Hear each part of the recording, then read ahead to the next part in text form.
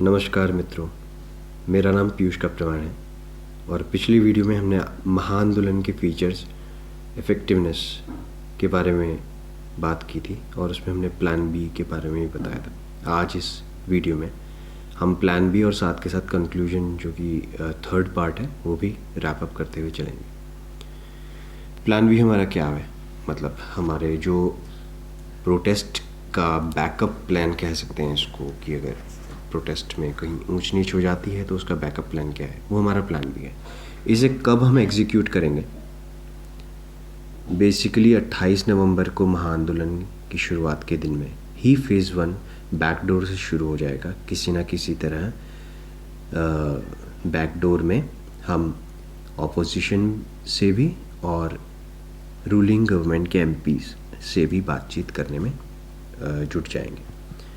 वो कैसे, इसकी डिस्क्रिप्शन आगे देते हैं। अभी सिर्फ ये है कि कब हमें प्लान बी फेज़ के हिसाब से एक्टिवेट करना है। तो पहले 5 से 7 दिन में अगर कोई रिस्पांस नहीं आता गवर्नमेंट से तो प्लान बी के सभी फेजेस एक्टिवेट कर दिए जाएंगे, जो दिसंबर 2021 तक आपके एग्जीक्यूट हो जाएंगे और एक चरम पर होंगे उस समय। अब हमने कहा था जो हमारे न्यू ग्राउंड्स हैं कुछ, जो प्लान बी जिस पर आधारित है वो है आरटीआई। तो थोड़ा सा बैकग्राउंड चाहिए होगा हमें आरटीआई को समझने के लिए, हमने किस टॉपिक पे आरटीआई फाइल की है और उसका पहले के केसेस से क्या रिलेशन है। तो इसके लिए थोड़ा सा शॉर्ट में बैकग्राउंड देख लेते हैं। 1979 में 3 अटैम्प्ट दिए गए थे। एज और अटैम्प्ट रिलैक्सेशन दिया गया था सिलेबस और पैटर्न चेंज के कारण, जो कि जुडिशरी ने दिया था, एग्जीक्यूटिव्स ने नहीं दिया था। 1979 में ये जुडिशरी द्वारा दिया गया था। तो यहाँ पे एक लेजिटिमेट एक्सपेक्टेशन बन जाती है फ्यूचर के लिए कि कभी भी जब सिलेबस और पैटर्न चेंज होगा तब उम्मीद की जाएगी कि मिल जाएगा, अटेम्प्ट मिल जाएगा।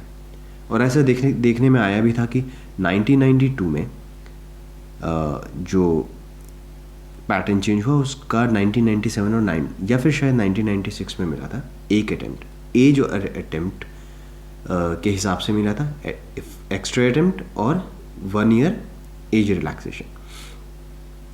सिलेबस और पैटर्न चेंज जो कि एसए पेपर आया था और ये एग्जीक्यूटिव्स ने खुद दिया था। 2011 में भी आपने देखा था कि 2011 के स्टूडेंट्स को 2015 में दिया गया था एज और अटेम्प्ट रिलैक्सेशन सीसेट के कारण, एग्जीक्यूटिव्स ने दिया। पार्लियामेंट में खड़े होकर शायद जितेंद्र सिंह ने ही दिया था अगस्त के महीने में। अब आते हैं हम अपने कोविड ईयर में। मार्च 2022 से लॉकडाउन लगा। हमने देखा MOHFW ने गाइडलाइंस निकाली कि जो भी कोविड पॉजिटिव है या उसके पेरेंट्स या घर पे कोई भी सदस्य कोविड पॉजिटिव है उन्हें 14+14 डेज़ के लिए क्वारंटीन, सेल्फ क्वारंटीन होना पड़ेगा। 5 मंथ्स का DOPT या कह लीजिए UPSC ने एक्सटेंशन दिया हमें एग्ज़ाम के लिए। एग्ज़ाम डेट 5 मंथ एक्सटेंड की गई। वो कहते तो हैं कि वो कोविड के कारण आपकी प्रिपरेशन नहीं हो पाई इसलिए दिया हमने आपको, हालांकि सच ये है वो करवा नहीं सकते थे एग्ज़ाम पहले, इसलिए उन्होंने 5 मंथ एक्स्ट्रा दिए। क्योंकि पहले तो वो 14 मंथ, कभी 14 डेज़, 30 डेज़ इस तरह से दे रहे थे कि कब जल्द से जल्द पेपर करवा दें। और फिर वो 5 महीने उन्होंने इसलिए दिए क्योंकि कोविड वेव थी, आप नहीं करा सकते थे। और उसका उन्होंने मतलब ये कह लीजिए बहाना मार दिया रचना केस जजमेंट में कि हमने तो इनको प्रिपरेशन के लिए 5 मंथ दिए थे, इसलिए नहीं कि ये करवा ही नहीं सकते थे 5 महीने से पहले कोविड के कारण। तो काफ़ी कुछ और चीज़ें हुई लॉकडाउन के दौरान। सेंटर चेंज की फैसिलिटी अवेल हुई, जो कि मैंने अप्लाई किया, मेरा सेंटर चेंज तो नहीं हुआ प्रीलिम्स का। एप्लीकेशन विड्रॉल की भी विंडो खोली गई और उसमें कोई डिस्क्लेमर नहीं था, कोई वहाँ पे टर्म या कंडीशन नहीं थी कि लास्ट अटेम्प्टर वालों के लिए कुछ एक्सप्लिसिटली बताया ही नहीं गया था। मतलब वो एप्लीकेशन ले लेते तो अगली बार के लिए वो इनएलिजिबल होते ही, तो उनके लिए कुछ दिशा निर्देश नहीं दिए गए थे। अनलॉक 5 30 सितंबर से ही लगभग शुरू हुआ था। तो 30 सितंबर 2020 को Vasireddy versus Union of India case की जजमेंट आई थी। तो पोस्टपोनमेंट के लिए था बेसिकली ये केस, जिसमें कोई पोस्टपोनमेंट नहीं दी गई थी। साथ ही साथ लास्ट अटेम्प्टर्स के लिए जिन्हें एक ऑप्ट आउट ऑप्शन के हिसाब से एडवाइस किया गया था जजेस द्वारा एएसजी को कि वो एक्सपीडिशियसली कोई ना कोई डिसीजन लें, अथॉरिटी को बोले, लेकिन कोई डिसीजन नहीं लिया गया। हमें पता है एग्ज़ाम डेट से पहले या एग्ज़ाम डेट को, तो एम्बिग्यूटी थी कि क्या होगा। तो कुछ लोग देने गए एग्ज़ाम, कुछ लोग नहीं देने गए। तो आगे देखते हैं। उसके बाद Abhishek Anand Sinha versus Union of India case file हुआ बिफोर एग्ज़ाम 4 अक्टूबर से पहले। तो इसमें सेंटर बोलते हैं, मतलब एएसजी आके बोलते हैं कि एक्टिवली कंसीडर किया जा रहा है, कोई दिक्कत नहीं है, अभी रूल्स फ्रेम नहीं हुए, आप अपनी पढ़ाई कीजिए, हम आपको दे देंगे। तो जजमेंट आई 10 अक्टूबर को इस केस की कि अगर एस्पिरेंट्स की एस्पिरेशंस नहीं फुलफिल कर पाती गवर्नमेंट, तो एस्पिरेंट्स को फ्रीडम है एजिटेट करने की, यानी दोबारा आने की। और ये दोनों केसेस, वासीरेड्डी और Abhishek Anand Sinha versus Union of India case, opt out option पे बेस्ड थे, ऑप्ट आउट ऑप्शन से पे बेस्ड थे। उसके बाद क्या होता है कि जब सेंटर कोई डिसीजन नहीं लेती वासीरेड्डी केस और अभिषेक आनंद सिन्हा केस में, तब Rachna Singh versus Union of India case आता है और इसे फाइल किया गया था, आपको मैं बता दूं, एग्ज़ाम के भी रिज़ल्ट आने के बाद इसकी फाइलिंग हुई थी। शायद 26 अक्टूबर को इसकी फाइलिंग हुई थी। तो ये भी ऑप्ट आउट ऑप्शन के हिसाब से चल रहे हैं सभी के लिए कि जिन्होंने एग्ज़ाम दिया भी वो भी एम्बिग्यूटी में रहे, उन्हें ऑप्ट आउट ऑप्शन उस समय नहीं मिला। तो उस समय तक क्या था कि उस समय तक सेंटर ये कंसीड कर रही थी, ये मान रही थी कि कोविड-19 ने अफेक्ट किया है प्रिपरेशन को। तो आगे बढ़ने से पहले, रचना सिंह की जजमेंट को पढ़ने से पहले हम ये देखते हैं, थोड़ा सा जानना ज़रूरी है policy decision, policy matter of policy को। ये थोड़ी सी टर्म्स हैं जो बहुत ठीक ठाक, मतलब ज़्यादा हैवी नहीं है। पॉलिसी का मतलब क्या है, एक एग्जाम्पल से बताऊं तो नेशनल एजुकेशन पॉलिसी आप मान सकते हैं, या वैक्सीन पॉलिसी मान सकते हैं, इम्यूनाइजेशन पॉलिसी मान सकते हैं। तो क्या होता है, पॉलिसी का ये मतलब होता है कि आपके पास कुछ ऑन पेपर होता है। फॉर एग्जांपल यूपीएससी की रिक्रूटमेंट पॉलिसी जो है, उसका एक कोई ना कोई ड्राफ्ट जो है डीओपीटी के पास होगा, उसे पॉलिसी कहेंगे। वो एक रिटर्न ड्राफ्ट होगा जिसमें शायद आज़ादी से पहले का अंग्रेज़ों का बनाया हुआ होगा, उसमें थोड़ी सी अमेंडमेंट वगैरह की गई होगी। अब इस पॉलिसी पर जो उनके पास स्टोरेज में है, हर साल नोटिफिकेशन निकलते हैं, मान लीजिए 2020 का, 21 का, या उससे पहले का या बाद में का। तो इन्हें रूल्स कहा जाता है कि उस पॉलिसी पर आपने रूल्स बना दिए, तो एक तरीके से ये रूल्स जो हैं वो उन पॉलिसीज़ की एक तरह से एक्सटेंशन कह लीजिए, या फिर डिसीजन कह लीजिए हर बार का, या एक रूप कह लीजिए कि इस पॉलिसी का रूप है, इसके रूल्स के रूप में। रूल्स ऑफ 2020 आपने सुना होगा रचना केस में, 2020, ठीक है। तो ये नोटिफिकेशन जो निकलता है वो पॉलिसी के थ्रू ही निकलता है, या पॉलिसी डिसीजन के थ्रू निकलता है हर साल। अब पॉलिसी डिसीजन क्या है? अब आपको याद होगा कि 5 मंथ एक्सटेंड किया था प्री की डेट को, 2020 की प्री की डेट को 5 मंथ। तो वो कैसे हुआ? उन्होंने कोविड-19 के अकाउंट में एक पॉलिसी डिसीजन लिया कि हम एग्ज़ाम डेट को 5 मंथ्स बढ़ा रहे हैं, हम एप्लीकेशन विड्रॉल की विंडो ला रहे हैं कि एप्लीकेशन आप विड्रॉ कर लीजिए, और हम क्या कहते हैं, सेंटर चेंज की फैसिलिटी अवेल करा रहे हैं। ये सभी कोविड-19 के अकाउंट पर एक पॉलिसी डिसीजन था। पॉलिसी कौन सी? Recruitment policy. आप ध्यान रखिएगा, रिक्रूटमेंट पॉलिसी में थोड़ा सा उसको रिगार्डिंग एक डिसीजन लेना। आपको लग रहा है कि ये चीज़, ये जो पॉलिसी डिसीजन है ये खुद पॉलिसी में होगा, ऐसा नहीं है। ये पॉलिसी डिसीजन जो है ये पॉलिसी में नहीं है, जो रिक्रूटमेंट पॉलिसी है, बल्कि ये पॉलिसी डिसीजन डिस्क्रिशनरी पावर में आता है। This policy decision comes under discretion, जो हर एक कॉन्स्टिट्यूशनल बॉडी के पास होता है, डिस्क्रिशनरी पावर होती है।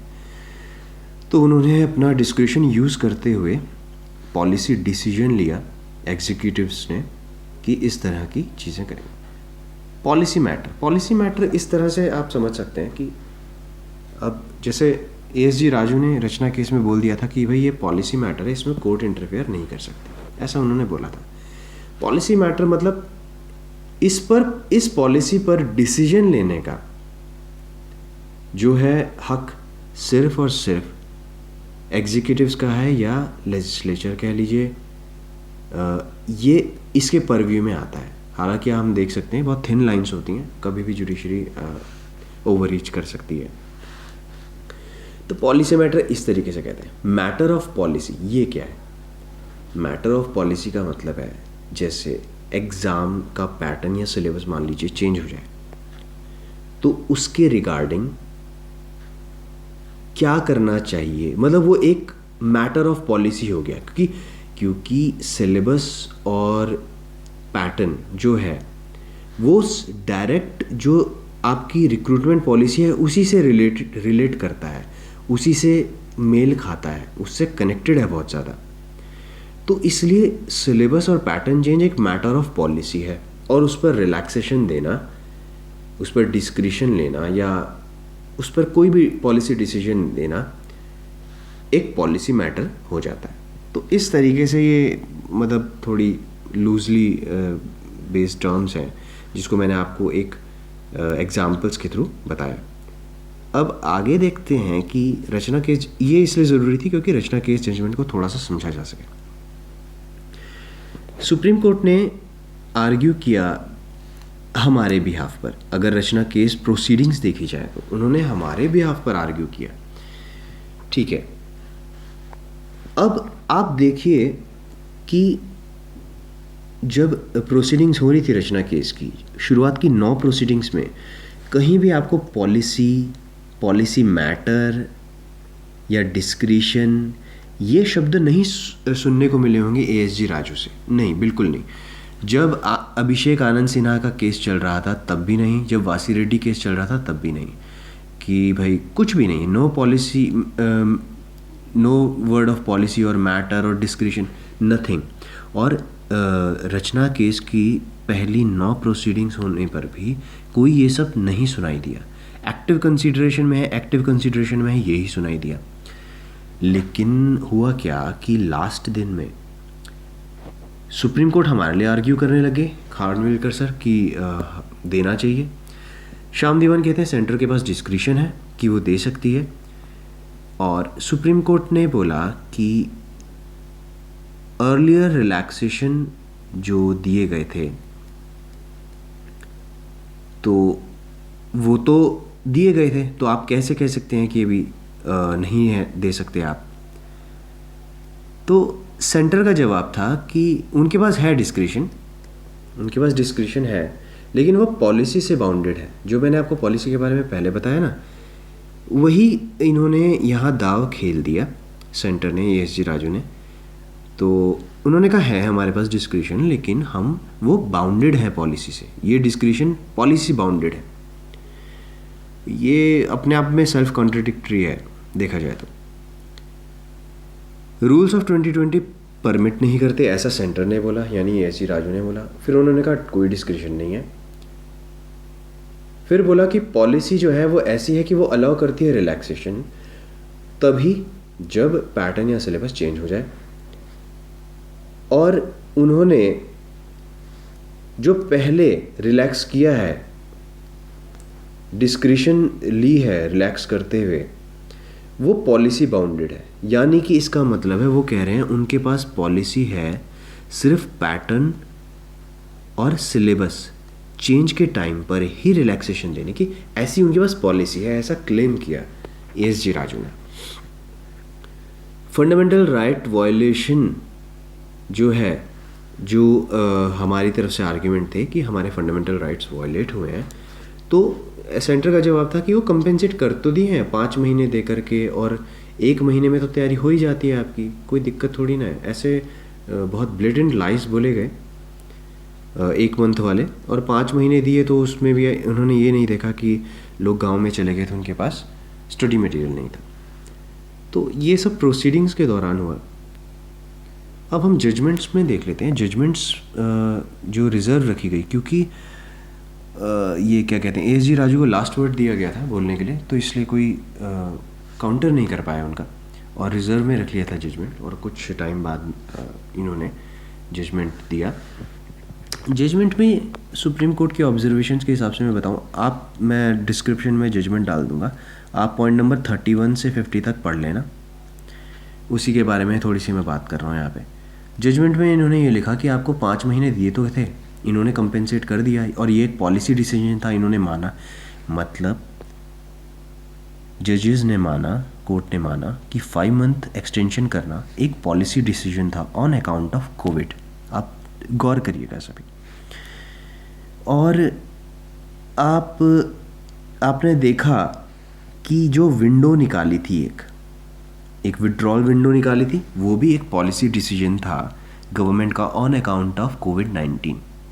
दिस इज़, इन्होंने ये बात कह दी कि ये पॉलिसी डिसीजन में आता है ऑन अकाउंट ऑफ कोविड-19, मतलब कोविड-19 के बेस पर ये यहाँ पर कर सकते हैं, ये पॉलिसी डिसीजन ले सकते हैं।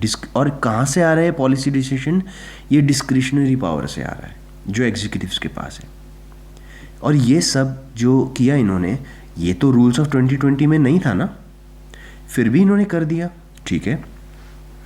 लेकिन जो हमारी दलीलें थी कि हमें अटेम्प्ट मिलना चाहिए, उनमें ये रूल्स ऑफ 2020 ले आए बहुत कोल्डली कि रूल्स ऑफ 2020 में तो ऐसा अटेम्प्ट देने के बारे में लिखा ही नहीं है, रिलैक्सेशन देने के बारे में लिखा ही नहीं है एज और अटेम्प्ट का। ये यहाँ पे ये बात कर देते हैं, ठीक है। अब क्या हुआ, इन्होंने ये भी कहा कोर्ट ने कि अगर हम आपको देंगे तो जो स्टेट PSCs हैं और जो दूसरे हैं रिक्रूटमेंट, वो भी आ जाएंगे। कैस्केडिंग इफेक्ट के बारे में ये बात करने लग गए, जबकि आगे हम देखेंगे कि स्टेट PSC तो खुद दे रहे हैं अपने आप से। आर्टिकल 14, इन्होंने कहा कि आर्टिकल 14 सस्पेंड नहीं हुआ था, नेशनल इमरजेंसी, हालांकि कहा नहीं, मतलब एक तरह से इन्होंने कहा कि आर्टिकल 14 जब सस्पेंड ही नहीं हुआ था उस समय पे, तो कोई डिस्क्रिमिनेशन नहीं हो सकती, सभी कैटेगरीज को एक तरह से ही ट्रीट किया जाएगा, जैसे कि पिछली वीडियो में बताया गया था। आर्टिकल 14 और प्रीवियस रिलैक्सेशन जो कि 79, 92 और 2015 में दी गई, उनके बेसिस पे कह रहे हैं कि आपको कोई राइट नहीं है कि आप मांग सकें एक अटेम्प्ट कोविड के अकाउंट पर। आपके पास कोई राइट बेसिस नहीं है, मतलब राइट्स के बेसिस पे आप नहीं मांग सकते, ऐसा कोर्ट कहती है।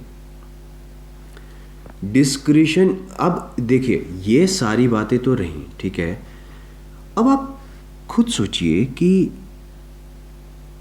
आपको याद होगा इसी प्रोसीडिंग के बीच में, रचना केस की प्रोसीडिंग के भी बीच में 4 फैब को शायद ये अटेम्प्ट बार्ड के लिए, अटेम्प्ट बार्ड मतलब जिनकी एज क्रॉस नहीं हुई थी लेकिन अटेम्प्ट सारे पूरे हो गए थे, यानी कि उनके 6 अटेम्प्ट हो गए थे जनरल के हिसाब से चले तो, लेकिन एज उनकी बची थी, उनके लिए ये गवर्नमेंट खुद अपने आप से अटेम्प्ट लेके आ गई, अटेम्प्ट लेके आ गई, मतलब कि भाई अटेम्प्ट बार्ड हैं, कोई बात नहीं, आपको 7वां अटेम्प्ट मिल जाएगा। मतलब अटेम्प्ट में रिलैक्सेशन दी जा रही है गवर्नमेंट के द्वारा।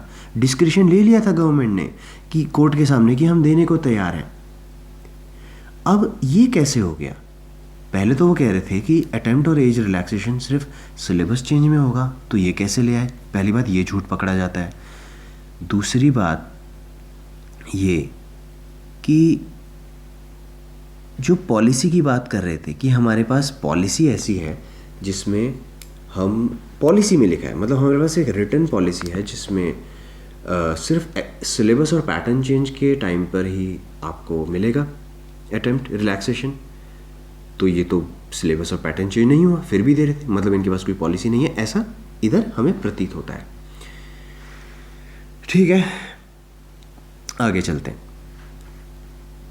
साथ ही इस जजमेंट में सुप्रीम कोर्ट ने एक डिस्क्रिशन दिया फ्यूचर के लिए गवर्नमेंट को कि यार आप ठीक है, अभी का जो केस आया ना कोविड का, ऐसा अभी का जो हमारा डिसीजन है, जो हम डिसमिस कर रहे हैं पिटीशन को, तो आप क्या करो, इन फ्यूचर ऐसा कोई केस आता है तो आपको डिस्क्रिशन है कि आप अपने हिसाब से कोई भी फैसला ले सकते हो, उसमें ये वाली जजमेंट आपको बाधा नहीं देगी।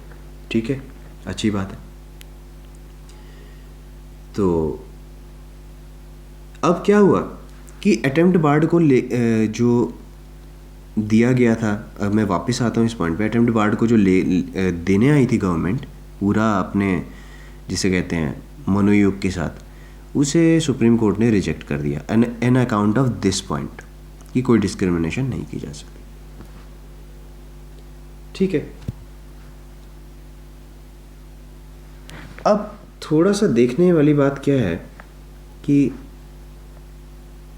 जो डीओपीटी है वो कभी पॉलिसी या एएसजी जो है या सेंटर जो है, वो उन्होंने कभी पॉलिसी नहीं किया कि पॉलिसी है लास्ट तक भी, बल्कि वो अटेम्प्ट भी ले आए थे ना हमारे लिए, तो कुछ लोगों के लिए, और फिर बाद में वो कह गए कि भाई पॉलिसी ही नहीं है, पॉलिसी ऐसी है कि नहीं दिया जा सकता। इतना बड़ा, थोड़ा सा मतलब बड़ा छोटा जैसे भी लगा लो, सफ़ेद झूठ है। अब कोई पॉलिसी नहीं है, ये तो दिख रहा है, सीधा सीधा दिखाई दे रहा है। लेकिन मान लो एक बार को पॉलिसी हो भी, एक हाइपोथेटिकली मान लिया जाए पॉलिसी है उनके पास कि सिर्फ अटेम्प्ट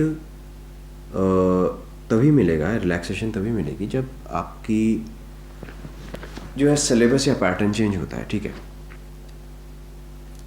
तो भी हम किसके पास जाएं फिर? हम जो कोविड के कारण पीड़ित हैं, क्या एमएचए के पास अटेम्प्ट मांगने जाएं? क्या ministry of health and family welfare के पास अटेम्प्ट मांगने जाएं, जिन्होंने जो है लॉकडाउन लगाया था और जिन्होंने जो कोविड गाइडलाइंस दी थी कि आप क्वारंटीन रहिए? एनडीएमए के पास जाएं, एनडीएमए तो खैर एक्ट है तो किसके पास जाएं?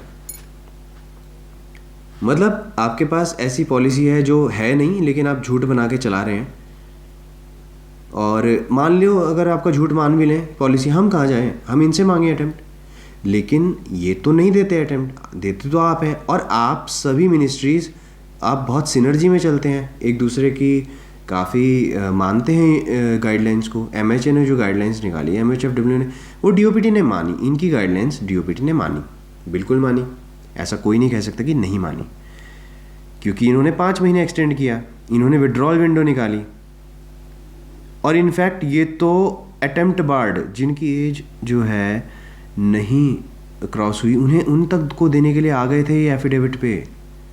अगर सुप्रीम कोर्ट नहीं ये लाती तो दे चुके होते। बाद में बोल रहे हैं कि हम अटेम्प्ट और एज रिलैक्सेशन दे ही नहीं सकते, तो पॉलिसी ही नहीं है, पॉलिसी के अगेंस्ट है। तो हम कहाँ जाएं? इनके पास जाएं? नहीं, बिल्कुल नहीं, ये नहीं दे सकते अटेम्प्ट। तो कहाँ जाएं? आप ही के पास आएंगे, क्योंकि आप इनकी गाइडलाइंस को मानते हैं। तो और मान लीजिए पॉलिसी नहीं है, पॉलिसी मैटर है, ये कह दें कि भाई ठीक है, हम अब पॉलिसी तो ठीक है, ये झूठ पकड़ा गया हमारा, हम बेशर्मों की तरह कह देते हैं हाँ हम झूठे थे, लेकिन अब वहाँ ये पॉलिसी मैटर है। देखिए ऐसा है, कोविड था, कोविड हमारी वजह से तो हुआ नहीं, हमने तो लॉकडाउन लगाया नहीं, डीओपीटी वाले ऐसा बोलेंगे कि हमने तो कोई लॉकडाउन नहीं लगाया। ठीक है, कोविड जो था वो हमारी गलती नहीं है, वो हमारी पॉलिसी मैटर में, मैटर ऑफ पॉलिसी है ही नहीं। मैटर ऑफ पॉलिसी या पॉलिसी मैटर तो तब होता ना जब हम सिलेबस और पैटर्न चेंज करते, कुछ हमारी पॉलिसी जो ड्राफ्ट है हमारा उसमें चेंज हो जाता, तब आप आते ना। कोविड हमारी सरदर्दी नहीं है, तो भाई हम कहाँ जाएं? हम जो कोविड से पीड़ित हुए हैं, कोविड पॉलिसी क्या है आपकी? मैं हर एक से पूछता हूँ, डीओपीटी से भी पूछता हूँ, एमएचए से भी पूछता हूँ, एमएचएफडब्ल्यू इंडियन गवर्नमेंट से पूछता हूँ, आपकी कोविड पॉलिसी क्या है? स्टूडेंट के प्रति आपकी कोविड सेंसिटिविटी कहाँ है? आपने सभी सेक्शंस को, चाहे वो फार्मर्स हो, इंडस्ट्रियलिस्ट हो, सभी सेक्शंस को आपने रिलैक्सेशन दी है भाई, आपकी स्टूडेंट्स के लिए कहाँ है? कौन है, कहाँ, किसके पास है Covid policy for students, Covid sensitivity for students? नहीं है, किसी के पास भी नहीं है। एक आता है कि क्या पॉलिसी सेल्फ रिस्ट्रिक्टिव हो सकती है, मतलब आपके पास एक रिक्रूटमेंट पॉलिसी का ड्राफ्ट है, उस पर आपने नोटिफिकेशंस वगैरह निकाल लिए, ठीक है भाई, आपने ये भी बोल दिया कि ये मैटर ऑफ पॉलिसी कोविड बाहर है, ठीक है, ठीक है, कोई बात नहीं, माना। लेकिन क्या आपके पास जो पॉलिसी है, क्या वो आपको रिस्ट्रिक्ट करती है क्या, कि दूसरा जो मैटर है, एक वाइड स्प्रेड मैटर है कोविड, उस पर रिस्ट्रिक्ट कर देती है आपकी पॉलिसी? कहाँ आपकी पॉलिसी में दिखाइए, जो ड्राफ्ट है ना आपका, उसमें दिखाइए कि कहाँ आपको रिस्ट्रिक्ट किया है कि कोविड के लिए कुछ नहीं लेंगे आप डिसीजन, कोई पॉलिसी डिसीजन नहीं लेंगे। जबकि आपने, मैं बता चुका हूँ कि 5 मंथ डिले करना और सेंटर चेंज करवाना, और साथ ही साथ आप तो इस पे भी आ गए थे कि 4 फ़रवरी को कि हम तो दे रहे हैं, न्यूज़ में आया था कि सेंटर मान गई है देने के लिए। तो तब कहाँ थी, तब रिस्ट्रिक्ट क्यों नहीं किया आपकी पॉलिसी? तो ये तो डीओपीटी से ही आया होगा ना, ईएसजी ने अपने दिमाग से तो नहीं लगाया, डीओपीटी ने कहा होगा अटेम्प्ट पार्ट को दे देते हैं, मतलब पहले दे दिया, बाद में बोल दिया दे नहीं सकते। ठीक है भाई, बहुत बढ़िया। देखिए होता क्या है, ये एक किताब है डॉक्टर उदय शंकर की, policy initiative and the rule of Indian judiciary, ठीक है। तो ये जो यहाँ तक लिखा हुआ है, इसको मैंने यहाँ पे लाया है कि an authority can fail to give its mind to a case and thus fail to exercise its discretion lawfully by blindly following a policy laid down in advance or merely to gain some political advantage, especially looking at its vote bank. It is a fundamental rule for the exercise of discretionary power that discretion must be brought to bear on every case. Each one must be considered on its own merits and decided as public interest required at the time of having regard to the exigencies of the circumstances. कितना बढ़िया तरीके से, और ये कहाँ से लिखा है, ये जजमेंट से आया है।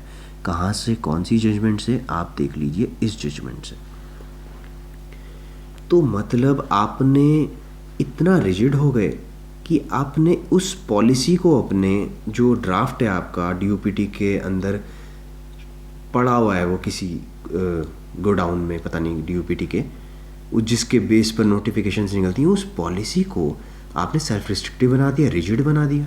आपने जो एडमिनिस्ट्रेटिव लॉ है उसको इतना ब्लाइंडली फॉलो किया, इतना ब्लाइंडली कि डिस्क्रिशन आप तक आप जा ही नहीं रहे, हाथ जल जाते हैं आपके डिस्क्रिशन, आपको ऐसा लग रहा है गर्म है बहुत, हमारे हाथ जल जाएंगे। आप रूल्स फ्रेम नहीं कर सकते, आप पॉलिसी का दुहाई दे रहे हैं जो कि रिस्ट्रिक्शन नहीं करती, आपको डिस्क्रिशन लेने में रोकती नहीं है, ठीक है। तो ये, और रोबोट की तरह एक मैकेनिकल, जिसे कहते हैं mechanical practice of administrative law और पावर, मैकेनिकल है कि नहीं, देखिए हमारा यहाँ है कोविड, हमारी सिरदर्दी नहीं है, आप जो मर्जी कर लो, हम डीओपीटी हैं, हम तो MHA या फिर MOHFW नहीं है, जैसे ये इंडिया के हैं और ये पाकिस्तान के हैं, ऐसा लग रहा है, लेकिन ऐसा है नहीं। लेकिन ऐसा लग रहा है कि भाई ये तो बिल्कुल ही इन्होंने पल्ला झाड़ दिया, जबकि कोविड के अकाउंट पे काफ़ी फैसले ले चुके हैं, नहीं लिए इन्होंने फैसले लास्ट में, बिल्कुल ही। और आप देखेंगे रचना केस में, मैं आपको अब जो लिंक दूंगा, इन्होंने लास्ट में आते आते ना अपने आप को पॉलिसी बहुत ज़्यादा किया, रूल्स ऑफ 2020 किया, और कोविड को डिसोसिएट कर दिया। आखिरी जो पॉइंट्स हैं इनके 36 के बाद, जो 40 के बाद जो पॉइंट्स हैं, इन्होंने कोविड से डिसोसिएट कर दिया अपने आप को, रिजिड हो गए वहाँ पे, बहुत बुरे तरह से ये क्रूल एडमिनिस्ट्रेटर हो गए। तो भाई ये हमारे साथ अन्याय हुआ है, ठीक है। और मैं आपको एक पहले ही बता दूं कि हमसे झूठ बोला गया है, ठीक है, एक बहुत बड़ा झूठ बोला गया है कि पॉलिसी है इनके पास कि सिर्फ ये पैटर्न और सिलेबस चेंज के टाइम पे ही रिलैक्सेशन दे सकते हैं, डिस्क्रिशनरी पावर यूज़ कर सकते हैं, अन्यथा नहीं। ये एक बहुत बड़ा झूठ बोला गया है, मैं आपको बता दे रहा हूँ। ये आगे डिबंक होगा, इनका ये झूठ ना आगे डिबंक होगा, और RTI के थ्रू। रचना केस के बाद क्या होता है? रचना केस जजमेंट के बाद संजय सिंह आते हैं, वो काफ़ी अच्छा बोलते हैं पार्लियामेंट। शशि थरूर ट्वीट करते हैं जितेंद्र सिंह को। जितेंद्र सिंह कहते हैं शशि थरूर को कि जजमेंट आया है, हमें रिस्ट्रिक्ट किया है, जजमेंट ने रिस्ट्रिक्ट किया है, ये हम नहीं दे सकते। जबकि ऐसा नहीं है, जजमेंट ने कोई रिस्ट्रिक्शन नहीं दी। जजमेंट ये नहीं कह रही है आपको कि आप अपनी डिस्क्रिशन यूज़ मत करो। और अगर जजमेंट में है भी कहीं है कि डिस्क्रिशनरी पावर यूज़ नहीं कर सकते ऐसा कुछ, तो वो तो एएसजी द्वारा झूठ बोला गया है ना। आरटीए के हिसाब से देखा जाए तो कोई पॉलिसी नहीं है ऐसी। जितेंद्र सिंह एक पीआईबी में कुछ लाते हैं, पीआईबी के थ्रू एक अपना नोटिफिकेशन लाते हैं। वो बताते हैं कि 5 महीने दिए गए थे, सेंटर चेंज का ऑप्शन था। जबकि आप देखिए मेरा सेंटर चेंज नहीं हुआ था, और इन्होंने कहा सेंटर चेंज का ऑप्शन दिया था, 5 महीने दिए थे, जिसमें बच्चा गांव में था, उसकी किताबें दिल्ली में थी, वो पढ़ लेता गांव में। तो बहुत एहसान कर दिया था इन्होंने, 5 महीने तो कोविड के हिसाब से हमें प्रिपेयर करने के लिए दे दिए थे, है ना, ऐसा सोच के। जबकि ये कारण ये था इनका कि ये नहीं करवा सकते थे एग्ज़ाम, इसलिए इन्होंने 5 महीने दिए ना। तो वही तो सेंटर चेंज ठीक है। और साथ में इन्होंने ये कह दिया कि अगर पीएससी दे भी रहे हैं ना, जो स्टेट पीएससी हैं, अगर वो दे भी रहे हैं तो वो देते रहें, हमें कोई मतलब ही नहीं है इससे, हम क्या करें, वो दे रहे हैं। प्रोटेस्ट भी चलते रहे। इसके बाद आगे देखते हैं। देखिए गुजरात गवर्नमेंट ने, मैं आपको इसको पॉज करके आप देख लीजिए 480p में, कि गुजरात गवर्नमेंट के सचिवालय ने किन किन ग्राउंड्स पर, इसमें आपको ग्राउंड्स भी मिल जाएंगे, इन ग्राउंड्स पर 1 साल की रिलैक्सेशन दी है। ठीक है, यहाँ पे आप देख लीजिए कि मणिपुर में भी 1 साल की रिलैक्सेशन दी गई है, ऐसे ही ओडिशा में भी दी गई थी। तो क्या हुआ, क्या ये गुजरात और मणिपुर के क्या है, कुछ अलग सरकार है? नहीं, गवर्नमेंट ऑफ इंडिया ही है, गवर्नमेंट ऑफ स्टेट गवर्नमेंट्स हैं, लेकिन गवर्नमेंट ऑफ इंडिया के पैरेलल ही चलते हैं। तो इन्होंने क्या किया, इन्होंने एक नया रूल लाए, अमेंड किया, ऐड किया, या कुछ भी किया, सिंपली उन्होंने डिस्क्रिशनरी पावर यूज़ करी ना, उन्हें ऐसा लगा। इसी तरह से डिस्क्रिशन जो है फंक्शन करती है। गवर्नमेंट जो देखती है कि नॉर्मलिटी हिंडर्ड हुई है तो ब्लैंकेट रिलीफ देती है भाई स्टूडेंट कम्युनिटी को। अगर हम देखें तो यूपीएससी ने कहा कि पहले कि जो दूसरे लिटिगेशन आ जाएंगे, अगर हम आपको देते हैं आपको अटेम्प्ट, तो लिटिगेशंस आ जाएंगी स्टेट पीएससी से भी, वो भी कहेंगे रिलैक्सेशन के लिए, ऐसा बोले थे। तो अब तो भाई स्टेट पीएससी खुद अपने ही उस पर दे रही है। तो इसका ये दिखता है कि यूपीएससी के पास, सेंटर के पास डिस्क्रिशनरी पावर है, लेकिन उन्होंने ब्लफ किया यार, मतलब ये थोड़ा सा गंदा गेम खेला, क्योंकि वो यूज़ नहीं करना चाहते थे। ये एडमेंसी है एट इट्स पीक, और इसका कारण थोड़ा सा मुझे लगता है कि ये डेमोग्राफिक डिविडेंड को रीप करना चाहते हैं कि भाई ये बच्चे घर पे बैठ के तैयारी ना करते रहें, थोड़ा आगे बढ़ जाएं। जबकि इन्हें ये पता होना चाहिए कि ज़्यादातर लोग एम्प्लॉयड हैं, ज़्यादातर लोग प्रोफेशनल हैं, कुछ एक हैं तो वो कुछ शॉर्ट टर्म के लिए हैं, वो प्रोफेशनल रहे हैं पहले भी। मैं खुद एक फैकल्टी रहा हूँ, तो भाई क्या कर सकते हैं इसमें। अब इसके बाद क्या होता है कि जब नोटिफिकेशन में नॉन अटेम्प्टर्स को भी नहीं मिलता, तो Abhishek Anand Sinha versus Union of India, जिनको ये पावर थी कि वो दोबारा आ सकते हैं अगर उन्हें नहीं मिलता, तो उनका केस का जजमेंट आता है 22 जुलाई को। रचना केस कवर्ड ऑल, ऐसा जजमेंट में बोलते हैं कि रचना केस ने कवर कर दिया है सबको। जुडिशियल डिसिप्लिन को मेंटेन करना पड़ेगा, हम 2 जज बेंच हैं, 3 जज बेंच को ओवर रूल नहीं कर सकते, 3 जज बेंच की जजमेंट को। MHFW की कोविड गाइडलाइंस भी बताई गई उन्हें कि उसकी वजह से बच्चे कहीं नहीं देने जा पाए थे, तो उन्होंने सिंपैथी जताई और गवर्नमेंट को लीनियंट होने के लिए बोला। ये सब हुआ। तो मैं आपको एक पते की बात बताऊं, इस जजमेंट के बाद ना कईयों का जो नज़रों के आगे पर्दा था ना, जो रचना के इस जजमेंट को पढ़ नहीं पाए, उनमें से मैं भी एक हूँ, मैं मानता हूँ इस बात को, वो मेरे पर्दा हट गया मेरी आंखों से। तो वो पर्दा ये था कि मुझे भी लगता था कि जो नहीं देने गए सिर्फ उन्हें मिलेगा। ये केस उसी के बेस पे था लगभग। और आईए भी आई थी इसमें काफ़ी सारी, जो अटेम्प्टर्स की भी थी। तो लेकिन ये पर्दा हटा मेरे नज़रों से, और मैंने रचना केस को ढंग से पढ़ा उसके बाद, तो उसमें साफ साफ दिखाई देता है कि आर्टिकल 14 कभी भी आपको अकेले नहीं लेने देने का। हाँ, फुट एंड डोर पॉलिसी हो सकती थी कि आपको मिल जाए तो सबको मिल जाता, लेकिन 14 के हिसाब से एक सेक्शन को तो नहीं मिल सकता। तो अभी कुछ समय पहले मेरे एक मित्र के पास, जिनका मैं आगे जिक्र करूंगा, उनके पास एक फ़ोन आया, शायद 20 या 21 के नॉन अटेम्प्टर्स का, पता नहीं लड़के थे लड़कियां, पता नहीं क्या। उन्होंने सीक्रेट पिटीशन की बात की, क्योंकि जो मेरे मित्र हैं वो भी क्वारंटीन में थे। और तो ये जो जिनका फ़ोन आया वो सभी क्वारंटीन में थे उस समय पे, 2020 या शायद 2021 में। तो वो कह रहे थे कि हम एक सीक्रेटली एक पिटीशन बना के ना प्रोटेस्ट के बाद चल लेंगे, और उसके बाद हम कोर्ट से ले लेंगे। तो मैं आपको थोड़ा सा समझाता हूँ ऐसे, मतलब मैं ये नहीं कह रहा ये गलत है, अगर मिलता है ना, मतलब पॉसिबल है तो गो एड, लेकिन मैं आपको समझाता हूँ कि पॉसिबल क्यों नहीं है। मान लीजिए आप सीक्रेट पिटीशन लेके कोर्ट में जाते हैं, कोर्ट तो मना करेगा भाई। अगर मान लीजिए रचना केस जजमेंट भी एक बार को वॉइड हो जाए, वॉइड साबित हो जाए, किसी तरह साबित हो जाए कोर्ट में, तो भी कोर्ट कहेगा कि आर्टिकल 14 के हिसाब से हम आप एक इकलौते सेक्शन को नहीं दे सकते। हाँ, फुट एंड डोर पॉलिसी के हिसाब से अगर मान लो देंगे तो एक अलग बात है, लेकिन नहीं मिल सकता यार। मतलब फुट एंड डोर पॉलिसी के हिसाब से भी अगर आप जाओगे सीक्रेट पिटीशन लेकर के ना कोर्ट में, तो कोर्ट कहेगा मैं आपको इकलौता नहीं दे सकते, हम देंगे तो फिर सबको देंगे, क्योंकि आर्टिकल 14 हमें हिंडर करता है आप सिर्फ आपको देने के लिए। पहली बात ये हो जाती है। दूसरी बात, अगर क्वारंटीन बंदे ये कहें कि सेंटर को कि आपने आईआईटी को दिया, हमें भी दो, तो यूपीएससी के नॉन अटेम्प्टर जो कि कोविड पॉजिटिव यानी या फिर क्वारंटीन में थे, अगर उन्हें सेंटर दे देती है ना, तो अदर्स क्या करेंगे? अदर्स चुपचाप तो बैठेंगे नहीं। जितने भी अटेम्प्टर्स हैं और दूसरे नॉन अटेम्प्टर जो कि क्वारंटीन नहीं थे, ठीक है, जिनके पास टेस्ट करवाने के लिए फैसिलिटी उस समय नहीं थी, वो सब कोर्ट जाएंगे।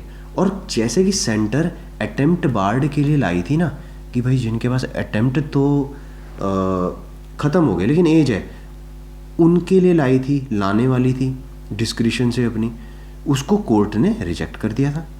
तो ऐसे ही इस चीज़ को भी रिजेक्ट कर देगी। तो भाई ये ना एक विशेष सर्कल है जिसमें हमें ये समझ लेना होगा आज की डेट में कि यूनिफाइड होके चलना पड़ेगा। एक यूनिफाइड फ्रंट पे चलना पड़ेगा। आप बांट नहीं सकते आज की डेट में। आप खुद में ना बटें, आप कोविड को इशू बना लेना। कोविड सेंसिटिविटी फॉर स्टूडेंट्स कहाँ है? सरकार की कोविड सेंसिटिविटी कहाँ पे है? For all, for blanket relief. तो ये करना पड़ेगा हमें, ये तो करना पड़ेगा। आगे चलें। देखिए, डिबंक मैंने कहा था किस तरह से हम डिबंक कर सकते हैं। रचना केस में जो ये बोला था कि डिस्क्रिशनरी पावर नहीं है और सिर्फ झूठ बोला था, सफ़ेद झूठ, वही झूठ पता चल रहा है, क्योंकि 4 फरवरी को ये लाते हैं अटेम्प्ट बार्ड के लिए। वो तो पैटर्न और सिलेबस चेंज नहीं हुआ था, तो कैसे ले आए? तो झूठ पकड़ा जाता है वहीं पे। आगे भी झूठ पकड़ा जाता है डिस्क्रिशनरी पावर के तहत, कि डिस्क्रिशनरी पावर तब यूज़ कर सकते हैं जब सिलेबस या पैटर्न चेंज होगा, जबकि ऐसा इस डॉक्यूमेंट में नहीं है। देखिए कौन सा डॉक्यूमेंट है ये? डॉक्यूमेंट है, ये एक रिवीजन है, रिवाइज गाइडलाइंस हैं for framing amendment relaxation of recruitment rules issued on 22/5/1979। यहाँ पे इशू हुआ था, ये डीओपीटी का है, ठीक है ना। पहली बात तो डीओपीटी का डॉक्यूमेंट है, relaxation rules for direct recruitment और लेटरल रिक्रूटमेंट। तो क्या हुआ, इसे अमेंड किया गया यहाँ पे 87-88 में। तो 88 में आया, और आप अगर गूगल में इसको टाइप करेंगे ना तो आपके पास ये डॉक्यूमेंट आ जाएगा। इस डॉक्यूमेंट को पूरा पढ़ लें।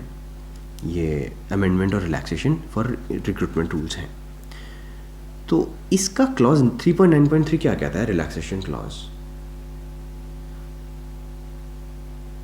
The relaxation clause on the following lines may also be incorporated below the essential qualification. जो essential qualification है उसमें relaxation clause आ सकता है. तो qualifications are relaxable at discretion of UPSC SSC in the case of candidates otherwise well qualified. और qualification regarding experience is relaxable at the discretion of Union Public Service Commission and SSC. तो इस clause में ये कह रहे हैं कि जो एसेंशियल क्वालिफिकेशन लिखी रहती है ना आपकी, आप गूगल पे ना 2015 का नोटिफिकेशन निकालिए, ठीक है, ये आ जाएगा, इसकी PDF निकालिए.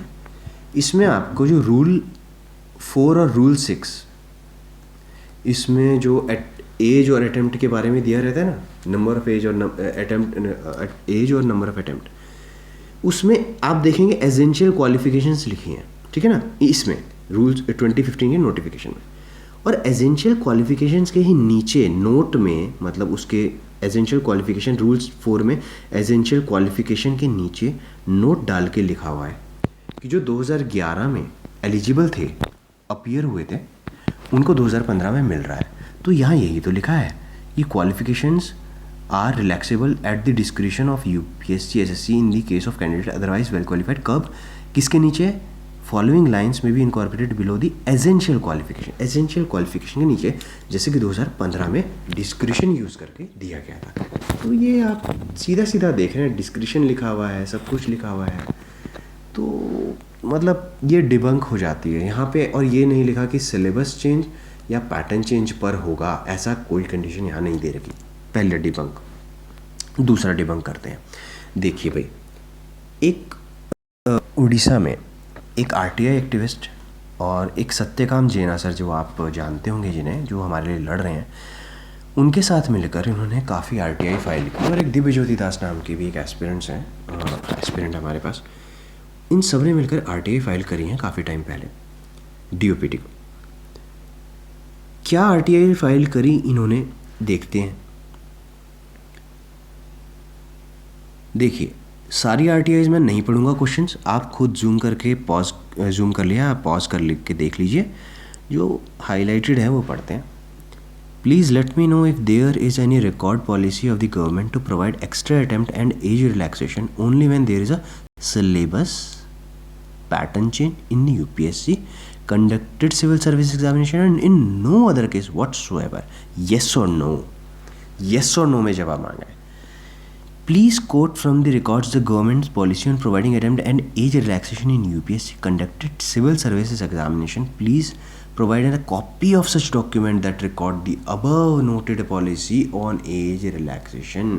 मतलब यहाँ पर गर्दन दबोचनी शुरू कर दी है RTI के थ्रू हमने कि देखिए, सिलेबस पैटर्न चेंज में के लिए ही पॉलिसी आपने बोला है, ऐसा बोला है आपने, तभी डिस्क्रिप्शन यूज़ करेंगे, है कि नहीं बताइए. और अगर है तो उसकी कॉपी तो होगी ना, क्योंकि हर पॉलिसी की वो एक ड्राफ्ट होता है, ऐसा हवा में नहीं चलती पॉलिसी. अनरिटन पॉलिसी जैसा कुछ नहीं होता, आपके पास रिटर्न में ही होती है सब कुछ. तो आप हमें दें. Please provide a copy of any document that records the reason for age relaxation and number of attempted lateral entry into the services. ये एक अलग मैटर है, इसके बारे में पूछा. आप देखिए, मैं नाम नहीं लूँगा यहाँ पे, वो RTI एक्टिविस्ट जिसका नाम लिखा था वो मैं नहीं डिस्क्लोज कर सकता अभी फॉर ऑब्वियस रीजंस और फॉर सम रीजंस. देखिए, यहाँ पर जो हमारा क्वेश्चन था ना, सेकंड, यहाँ पर आप देखिए उसका जवाब क्या लिखा है RTI में. किसने लिखा है आप ये देख लीजिए, गवर्नमेंट ऑफ इंडिया DOPT, ठीक है, ministry of personal grievances and pension, DOPT basically. उसने क्या लिखा है, with regard to point 2 and point 4 of your query, it is informed that no such information is available with CPIO. उनके पास कोई CPIO information नहीं है. और RTI एक्टिविस्ट जो हमारे हैं उनका कहना है कि ऐसा जहाँ आता है ना कि नो इन्फॉर्मेशन अवेलेबल, इसका मतलब वो इन्फॉर्मेशन एग्जिस्ट नहीं करती है, उनका एक्सपीरियंस कहता है. और 2C यानी कि लेटरल एंट्री वाला, वो कह रहे हैं हम आपको देख लेंगे, बाद में दे देंगे. तो लेटरल एंट्री से तो हमारा मतलब नहीं है. तो no such information is available with CPIO, इसका मतलब पॉलिसी इज नॉन एग्जिस्टेंट. ये सोच रहे थे झूठ बोल के निकल जाएंगे, कोई बात नहीं. देखिए मैंने आपको दिखा दिया है ये डॉक्यूमेंट्स, आप इन्हें पॉज करके पढ़ लीजिएगा। बाकी दूसरे जितने भी हैं रेलेवेंट हैं, दूसरे क्वेश्चंस और उनके जवाब भी रेलेवेंट हैं, आप उन्हें प्लीज़ पढ़िएगा। टाइम नहीं है, वीडियो लंबी हो जाएगी, इस वजह से मैं थोड़ा सा स्किप करते हुए चल रहा हूँ, वरना मैंने पढ़ने थे ये सभी। तो एक दूसरी आरटीआई भी हमने डाली, ठीक है, दूसरी आरटीआई ये डाली है, आप पढ़ लीजिएगा, देखिए क्वेश्चंस पढ़ लीजिएगा पॉज करके, ठीक है। और डीओपीटी ने क्या जवाब डाला है आप ये भी पढ़ लीजिएगा, इस आरटीआई का क्या जवाब डाला है। ऐसी 25 से 30 आरटीआई के लगभग जो हैं डाली जा चुकी हैं और डाली जा रही हैं, ठीक है। तो काफ़ी अच्छे लगेंगे आपको क्वेश्चंस, आपको मज़ा आएगा क्वेश्चंस पढ़ के कि कैसे हम दबोच रहे हैं गर्दन झूठ की। तो आप देखें कि अगर जो सुप्रीम कोर्ट में गवर्नमेंट ने क्लेम किया था वो फॉल्स निकल जाएगा, तो due process of law violated होगी। आपको पता है कि आप गलत झूठ मतलब या फॉल्स इंफॉर्मेशन नहीं दे सकते सुप्रीम कोर्ट में। आईपीसी की धारा के तहत क्रिमिनल ऑफेंस बनता है, शायद 290 या शायद 209 ऐसे कुछ के तहत आपका क्रिमिनल ऑफेंस बनता है। तो अगर फॉल्स क्लेम है सुप्रीम कोर्ट में एएसजी के, तो ऑब्वियसली क्रिमिनल ऑफेंस बनता है, due process of law violate होता है, ठीक है। Due process of law violate होने से यानी कि एविडेंस फॉल्स होने से procedure established by law automatically violate हो जाता है या करप्ट हो जाता, करप्ट तो नहीं कह सकते, करप्ट नहीं कहेंगे, लेकिन उसमें छेड़छाड़ हो जाती है, उसमें मिलावट हो जाती है। तो जहाँ तक लगता है कि Rachna case likely to get nullified और void by Supreme Court itself. कैसे होगा ये हम आगे देख लेंगे। देखिए प्लान बी के बारे में बात करते हैं। अब मैं आपको लगेगा कि भाई ये बंदा प्रोटेस्ट के बारे में भी बात करता है और जुडिशरी के बारे में भी बात करता है, तो मैं ये कहना चाहता हूँ कि मैं दोनों को एक्सक्लूसिव नहीं देखता, मतलब एक दूसरे से म्यूचुअली एक्सक्लूसिव नहीं देखता। एक फेज्ड मैनर में प्लान बी जो हमने बनाया है तो उसके हिसाब से मैं बात कर रहा हूँ। प्लान बी ये है कि फेज़ 1 को हम चला रहे हैं पार्लियामेंट के हिसाब से, जो विंटर सेशन शुरू होगा उसमें हम उसमें क्या करें, उसमें हमारा क्वेश्चन उठे, हमारा मैटर उठे बहुत अच्छे तरह से। अब इस तरह से, इस टेक्निकल तरह से आरटीआई के थ्रू उठे और एक पूरा एक इस तरह से जैसे इस वीडियो में बताया उस तरह से उठे। ये कैसे होगा, ड्राफ्ट बनाने पड़ेंगे, हमें बनाया जा रहा है, हम ड्राफ्ट बना रहे हैं एमपीज़ को देने के लिए, ए और बी। ए मतलब रूलिंग पार्टी को देने का, रूलिंग पार्टी को क्यों, और बी मतलब ऑपोजिशन। अलग अलग क्यों, क्योंकि देखिए रूलिंग गवर्नमेंट को हम मतलब वो नहीं कर सकते, डायरेक्ट कन्फ्रंटेशन में नहीं ला सकते, हम थोड़ा सा बटरिंग करते हुए ड्राफ्ट बनाना पड़ेगा कि देखिए आपके पास तो पॉलिसी नहीं है, प्लीज़ आप देखिए यार थोड़ा तो रिलैक्सेशन कीजिए, ये वो आपको चुनाव का वो देना पड़ेगा कि हम आपके लिए, बल्कि कैंपेनिंग भी, मतलब ऐसा तो खैर ब्लैकमेलिंग हो जाएगी, लेकिन नहीं ऐसा नहीं करेंगे ब्लैकमेलिंग, लेकिन फिर भी थोड़ा सा बटरिंग करनी पड़ेगी रूलिंग गवर्नमेंट की, इसलिए अलग ड्राफ्ट। बी कैसा ड्राफ्ट होगा, शिकायती ड्राफ्ट होगा, वो किसको देंगे, अपोजिशन को। अपोजिशन में भी इस बी ड्राफ्ट के भी दो प्रकार होंगे, B1 और B2। B1 उनके लिए होगा जो लीडर हैं, जिनको लीगल नॉलेज नहीं है, जिनको टेक्निकल नॉलेज नहीं है। B2 वो ड्राफ्ट उनके लिए होगा जिसमें टेक्निकल और आरटीआई भी और जितना भी केस रिलेटेड टेक्निकल लीगल बातें हैं। B2 ड्राफ्ट लॉयर्स के लिए होगा जो सिटिंग एमपी है ऑपोजिशन में, जैसे आपके सिब्बल सर हो गए और तिवारी सर हो गए, और भी एक हैं मनु सिंघवी सर। तो ये हो गए लॉयर भी हैं, सिटिंग एमपी भी हैं ऑपोजिशन के। तो इनको इस तरह से हमें करना पड़ेगा।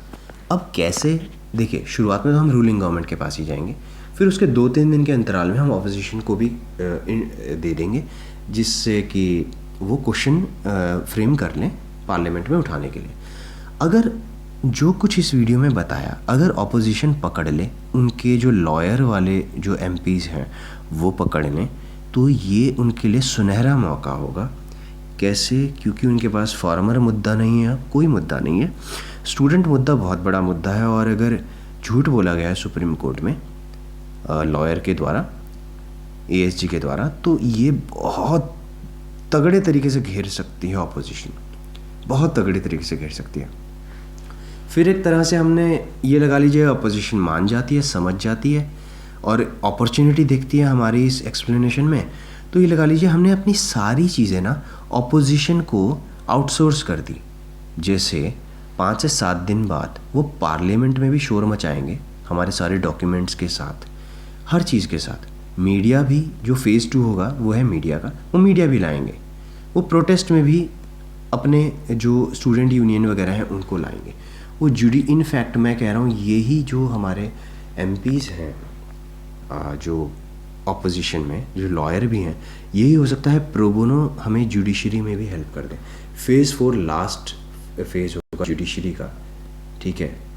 और आप दिक्कत मत लें, हम बिल्कुल भी जुडिशरी को प्रोटेस्ट के दौरान नहीं एक्टिवेट करेंगे, मतलब पिटिशन नहीं डालेंगे, क्योंकि मैटर जो है फिर सब जुडिस हो जाएगा, फिर प्रोटेस्ट की कोई वैल्यू नहीं रहेगी। हम जो हैं जो प्रोटेस्टर्स के एडमिन्स हैं और जो जुडिशरी की टीम है, जुडिशरी पे जो काम कर रही है 22 जुलाई से, सत्यकाम जेना जो हैं उसके एक तरह से करता धरता, मैंने इन दोनों की बात करवाई कॉन्फ्रेंसिंग पे, और म्यूचुअली बहुत ज़्यादा एक्सेप्टेबल थे ये लोग एक दूसरे से।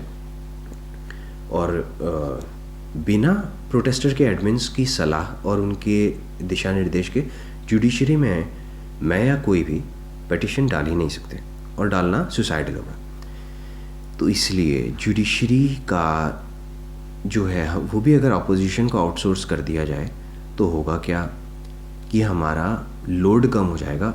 इनके पास, अपोजिशन के लॉयर्स के पास इतने रिसोर्सेज हैं, इतनी इनकी जड़ें मजबूत हैं कि ये अंदर ही अंदर से सारे दस्तावेज़ जो है किसी तरह से पता कर सकते हैं कि ऐसी कोई पॉलिसी है या नहीं है, जो कि भले ही हमें पता चल रहा है कि झूठ है, ऐसा पॉलिसी हो ही नहीं सकती। होती तो फिर ये 4 फरवरी को अटेम्प्ट बार्ड के लिए नहीं ला पाते, वहाँ तो ये ले आए, तो मतलब ऐसी पॉलिसी नॉन एग्जिस्टेंट है। लेकिन ये इस बात को बड़े आराम से समझेंगे और पुख्ता सबूत ला करके हमारा केस बहुत स्ट्रांग बन जाएगा। मैं आपको बता दे रहा हूँ। देखिए, सत्यकाम जेना सर, दिव्य ज्योति दास, ये दोनों 22 जुलाई 2021 से एक टीम ऑफ जूरिस्ट, जो कि एक रिटायर्ड जज हैं, जो कि अभी लोकायुक्त हैं उड़ीसा में, उसका नाम नहीं ले सकते, और 2 लॉयर्स जो सत्यकाम जेना सर के लॉयर्स हैं, इन सब के साथ मिल करके ये एक रफ ड्राफ्ट बनाया है इन्होंने। बेसिकली ये वाला ड्राफ्ट नहीं, एक दूसरा ड्राफ्ट पिटिशन के लिए ड्राफ्ट बनाया है 90 पेजेस का, जो मेरे पास भी है। तो उसमें इनका काफ़ी अच्छे आर्ग्यूमेंट्स हैं, बहुत सॉलिड आर्ग्यूमेंट्स हैं। और जुडिशरी का प्लान ये है कि first of all high court में जाना चाहिए, ऐसा भी एक प्लान है। हालांकि ये चेंज हो सकता है, ये आपसी सहमति से, जो प्रोटेस्टर और जुडिशरी फ्रंट पे बात करें, वो आपसी सहमति से सब कुछ कर लेंगे। हाई कोर्ट अभी का प्लान ये है कि हाई कोर्ट में जाएंगे आरटीए के बेसिस पे, अटेम्प्ट मांगने नहीं जाएंगे, आरटीए के बेसिस पे जाएंगे कि आपकी पॉलिसी कहाँ है, हमें दो। नहीं दे रहे, क्योंकि सत्यकाम जेना सर ने 2nd अपील भी की है, 3rd अपील भी की है, अभी तक वो दाएं शाएं कर रहे हैं, वो नहीं दे रहे। तो आरटीआई के बेस पे जाएंगे कि हमें आरटीआई से इन्फॉर्मेशन नहीं मिल रही, हमें तो चाहिए इन्फॉर्मेशन। अगर ये कह रहे हैं पॉलिसी हमें तो चाहिए, और जहाँ आरटीआई में, हाई कोर्ट में हमारी आरटीआई के थ्रू जीत हो जाती है ना, तो गवर्नमेंट को कह लीजिए या रिस्पोंडेंट को कह लीजिए, हम डिसार्म कर देंगे। सबसे बड़ा जो लीगल पॉइंट था वो ये था कि पॉलिसी है और डिस्क्रिशनरी पावर नहीं है, उसको डिसार्म कर दिया जाएगा। सिर्फ इतना करना है, अटेम्प्ट की बात ही नहीं करनी हाई कोर्ट में, क्योंकि हाई कोर्ट शायद सुने ना अटेम्प्ट के बारे में, क्योंकि वो सुप्रीम कोर्ट को की केसेस नहीं सुन सकती। तो हम आरटीए के इंफॉर्मेशन के बेस पे जाएंगे। जहाँ डिसार्म हो जाती है गवर्नमेंट, वहाँ हम सुप्रीम कोर्ट में अटेम्प्ट लेने जा सकते हैं। ऑपोजिशन ले जाए हमें, हम खुद लॉयर कर लें, या लॉयर ना भी करें। अब इतना स्ट्रेट फॉरवर्ड केस हो जाएगा कि हम खुद ही अपना केस लड़ सकते हैं वहाँ पे। तो ये फेजेस हैं, लेकिन मैं तो ये चाहूँगा और दुआ करूँगा कि फ़ेज़ 1 में ही पार्लियामेंट में आवाज़ उठा करके और प्रोटेस्ट से ही 4 दिन में हमें अटेम्प्ट मिल जाए, ताकि हमारे पास टाइम रहे पढ़ने के लिए ये बहुत ज़रूरी बात है। आगे के लिए मैं आपको थोड़ा सा बता दूं कि हमें अगर करनी पड़े, भगवान ना करे ऐसा हो कि प्रोटेस्ट हफ्ते में हमारी सुनवाई ना हो, लेकिन अगर ऐसा हो गया तो जुडिशरी की फ्रंट पे तो थोड़ा सा जाना पड़ेगा। और बिफोर फैब, चाहे वो कांग्रेस करे चाहे हम खुद करें, बिफोर फैब हमें पिटीशन डालनी पड़ेगी। नोटिफिकेशन आने से पहले पिटीशन को फाइल करना पड़ेगा। देखिए पिटीशन की रूपरेखा क्या है। पिटीशन की रूपरेखा है कलेक्टिव पिटीशन फॉर ऑल। पहली बात तो ये प्रिपेयर हमें करनी पड़ेगी। जब तक जहाँ तक है लगभग हमने इस पर काम कर लिया है। हमारे पास असल में डॉक्यूमेंट्स नहीं थे, जो अटैचमेंट्स थी ना रचना केस में और दूसरे केसेस में, उनकी पिटीशंस जो थी वो हमारे पास नहीं थी। वो मैंने मैं नाम नहीं लूँगा, एक व्यक्ति से लेकर के मैंने उड़ीसा की जो ज्यूरिस्ट के साथ जो टीम बना करके वो काम कर रहे हैं पिछले 4 महीने से, उन्हें दी अभी मेरे ख्याल 3 दिन पहले ही। तो अब वो रैपिडली पिटीशन पे काम कर रहे हैं। आप दोस्तों ध्यान रखिएगा, पिटीशन पे काम करने का मतलब ये नहीं है हम पिटीशन फाइल कर रहे हैं, नहीं, बिल्कुल भी नहीं। हमने पहले भी आपको बताया पिटीशन नहीं फाइल कर रहे अभी, क्योंकि 1 महीना मिनिमम लगेगा अभी पिटीशन को प्रिपेयर करने में, उसको बनाने में, लॉयर्स के साथ, रिटायर्ड जजेस के साथ, क्योंकि डॉक्यूमेंट्स हमें अभी मिले हैं सारे 2-3 दिन पहले। तो देखिए कलेक्टिव पिटीशन फॉर ऑल ये रूपरेखा है। पहली बात तो एक पिटीशन की सबके लिए, चाहे कोई भी सेक्शन हो, सभी section, non attempter, Covid warrior, others, attempt barred, age barred, सब 2020, 2021, सब मतलब सब, इस चीज़ को ही हम लेके जा रहे हैं। दूसरा, जो इंडिविजुअल केसेस हैं हमारे, वो भी हमें चाहिए। क्यों? क्योंकि रिप्रेजेंट करेंगे वो इन सभी सेक्शंस को। भाई कोई कोविड पॉजिटिव हो गया था, कोई क्वारंटीन हो गया था, कोई गांव में फंस गया था, कोई वॉरियर था, इस तरह से इंडिविजुअल स्ट्रॉन्ग केसेस चाहिए हमें, ठीक है। और हम इस पिटीशन को खुद क्यों बना रहे हैं, हम अपने आप क्यों बना रहे हैं इसका, और इसको बनाने का कोई पैसा नहीं लिया जा रहा, इसको बनाने का आपसे कोई पैसा नहीं लिया जा रहा, ना लिया जाएगा। हम ऐसा इसलिए कर रहे हैं, खुद ही अपने जो भी हमारे रिसोर्सेज वगैरह करके हम या अपने जानकारों के साथ पिटीशन इसलिए बना रहे हैं क्योंकि फेमस लॉयर्स जो हैं वो बिजी होते हैं, चार्ज हैविली करते हैं, इन्वॉल्व होते हैं दूसरे केसेस में, 5-5 केसेस में। तो हमारे केस को वो अटेंशन नहीं दे सकते, इतनी अटेंशन नहीं दे सकते। और उनके अंडर भी जो काम करते हैं, जिन्हें शायद कुछ बोलते हैं कि ये इनके हैं, मतलब इन बड़े लॉयर्स के नीचे काम करने वाले, वो भी उन 5 केसेस में लगे रहते हैं ना। तो आपके केस को कैसे वो करेंगे, पहले देख चुके हैं। तो इसलिए हम खुद प्रिपेयर कर रहे हैं। और यहाँ ध्यान रखिएगा 2021 के जो आप सुन रहे हैं ना, जो भी अटेम्प्टर या नॉन अटेम्प्टर, 2021 बहुत क्रूशियल है भाई, आप बहुत महत्वपूर्ण हैं। क्योंकि रचना केस में ना बताया गया था, डिस्क्रिशन दी गई थी कोर्ट द्वारा गवर्नमेंट को कि आगे अगर कुछ ऐसा होता है, ऐसे सर्कमस्टेंसेस बनते हैं कोविड जैसे, किसी जैसे इस केस में बने थे रचना केस में, तो आपके पास डिस्क्रिशन है, आप अपने आप कुछ भी कर सकते हैं। ये जो रचना केस का जजमेंट है ये बाधा नहीं बनेगी। तो सर आप 2021 वाले, आप तो प्रोटेस्ट में भी आए क्योंकि आपको डिस्क्रिशन मिली हुई है, आपको तो सबसे पहले डिस्क्रिशन मिल रही है, और कोर्ट में भी आपको जाना बहुत बढ़िया तरीके से आपको रिप्रेजेंट किया जाएगा।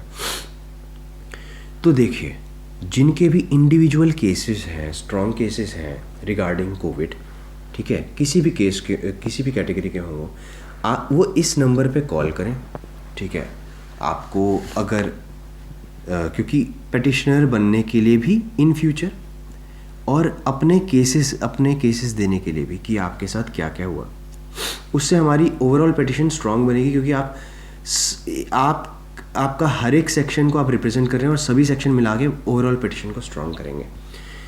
दूसरी बात ये है कि जो लोग जिनके पास स्ट्रांग केसेस नहीं भी हैं, लेकिन जिनके पास लीगल बैकग्राउंड है, जो लॉयर हैं या फिर जो लॉ की नॉलेज रखते हैं या नहीं भी रखते लॉ की नॉलेज, लेकिन इंटरेस्टेड हैं पिटीशन में पॉइंट्स देने के लिए, पॉइंट्स जानने के लिए, वो इस नंबर पे कॉल करके बात करें और जुड़ें। होता क्या है कि हम इस पिटीशन की रूपरेखा को ट्रांसपेरेंट रख रहे हैं, डिस्क्लोज़ मतलब जो कहते हैं, जिसे कहते हैं ना कि हम अपने अंदर रख ही नहीं रहे, हम इसको इतना ओपन रख रहे हैं कि इनफैक्ट गवर्नमेंट भी अगर देख लेना इस पिटिशन को तो वो भी बिगाड़ नहीं पाएगी, वो कोई काउंटर नहीं ढूंढ पाएगी। इतना विनेबल केस है हमारा, इतना ज़्यादा एक जिसे कहते हैं स्ट्रेट फॉरवर्ड केस बन जाएगा आगे, अगर ज़रूरत पड़ी। मैं कह रहा हूँ अभी भी अगर ज़रूरत पड़ी, अगर प्रोटेस्ट नहीं वो हो पाता, फुलफ़िल नहीं कर पाता, अगर ज़रूरत पड़ी तो इतना स्ट्रेट फॉरवर्ड है कि पूरी पिटिशन गवर्नमेंट के सामने दिखा करके, डिस्क्लोज़ करके भी हम केस जीतेंगे। इतना ज़्यादा हम ओपन भी रखेंगे अपने सभी जो भी हमसे जुड़ने वाले हैं उनके साथ। और यहाँ पे ये देख लीजिए कि इसी के साथ मैं एक बात और कर दूं कि आप ये केस के भरोसे मत रहिएगा। आप ये समझ लें कि आप केस के भरोसे रह के घर में समाधि लगा के बैठ जाएंगे और केस तो जितवा देगा, ऐसा नहीं होगा। क्योंकि हमें कांग्रेस की सपोर्ट चाहिए सबसे पहले प्रो बोनो जाने के लिए। अगर कांग्रेस के कोई लॉयर्स ले जाते हैं हमें हमारा मैटर सुन के, तो ये बहुत ज़रूरी है। और उसके लिए ना आपको प्रोटेस्ट में आना पड़ेगा। समाधि लगा के घर पे बैठ जाएंगे, आप सोचेंगे कि भाई आगे केस तो है ही इतना बढ़िया केस। देखिए उसके लिए रिसोर्सेज लगेंगे और रिसोर्सेज लगाने का अभी किसी के पास मादा नहीं है, तो कांग्रेस की हेल्प लेनी पड़ेगी। इसके लिए प्रोटेस्ट में आना पड़ेगा। कंक्लूजन देखो, मैं ये कहता हूँ कि पहले जितने भी फ्रंट्स थे वो डिवाइडेड थे। एग्जीक्यूटिव और प्रोटेस्ट वाले फ्रंट पे जो काम कर रहे थे उन्हें जुडिशरी फ्रंट पे काम करने वालों से एलर्जी थी, जुडिशरी फ्रंट पे काम करने वालों को इन लोगों से एलर्जी थी।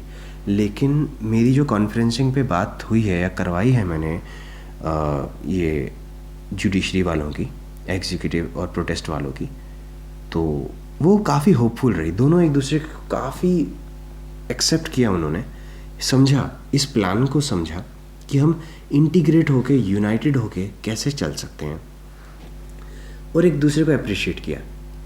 तो दोनों पक्षों में हाँ है। देखिए एग्जीक्यूटिव का और प्रोटेस्ट का क्यों स्ट्रांग है, क्योंकि इलेक्शंस आ रहे हैं। जुडिशरी का क्यों स्ट्रांग हो जाता है पक्ष, हमारे लिए सॉलिड ग्राउंड्स हैं।